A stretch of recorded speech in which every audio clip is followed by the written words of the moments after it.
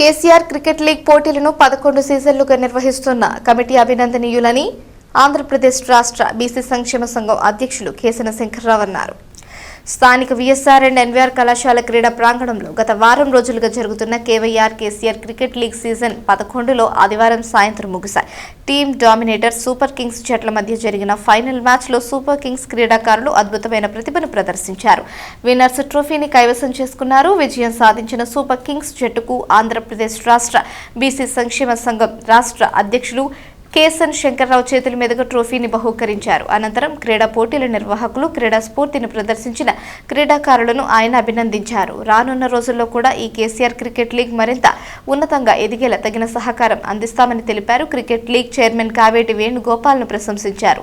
యువజన నాయకులు అన్నం రాజేష్, గుంటూరు జిల్లా కృష్ణబలిజ సంఘ అధ్యక్షులు కోల మణికంఠ, పసుపులెట్టి ఆనంద్ కుమార్, కమిటీ సభ్యులు అన్నం సురేష్, బత్తుల శ్రావణ్, సంఘీయులు బత్తుల నరసింహ, కావేటి శ్రీను, చెన్నంశెట్టి నరసింహ, కుప్పాల సత్యనారాయణ, ఆర్పీఎల్సీను సభ్యులు పాసం వెంకటేష్, మద్దినేని కిరణ్ బాబు, ఎర్రంశెట్టి హేమంత్, గండు శివ, షేక్ జమీర్, అన్నం అనిల్, కోలాశేఖర్ తదితరులు పాల్గొన్నారు.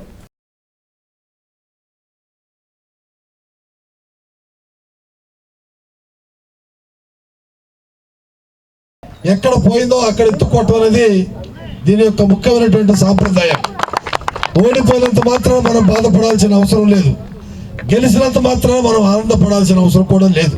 ఎందుకంటే ఇది ఒక సమిష్టి కర్తవ్యం కనుక ఓటములు గెలుపులు అనేది మనం ఒక కుటుంబంలో ఉన్నటువంటి సభ్యులు అందరూ కూడా దీన్ని టేక్ ఇట్ ఈజీగా తీసుకోవాలి తప్ప దీన్ని ప్రాంతీయ విభేదాలు లేకపోతే జిల్లా విభేదాలు, రాష్ట్ర విభేదాలు ఇలాంటి ఎప్పుడు కూడా ఉండకూడదు.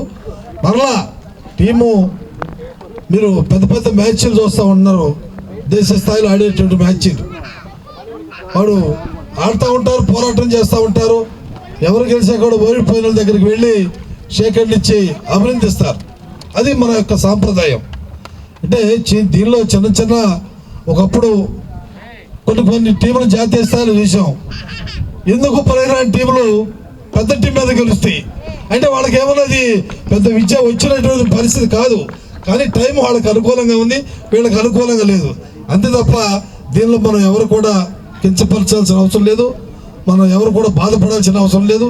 ఓడిపోయిన వారిని గెలిచిన వారిని అభినందించాలి, గెలిచిన వారు ఓడిపోయిన వారిని కూడా అభినందించేటువంటి సాంప్రదాయాన్ని, సంస్కృతిని మనందరూ కూడా అలవాటు చేసుకోవాలి. ఏది ఏమైనా ఈ తెలంగాణలో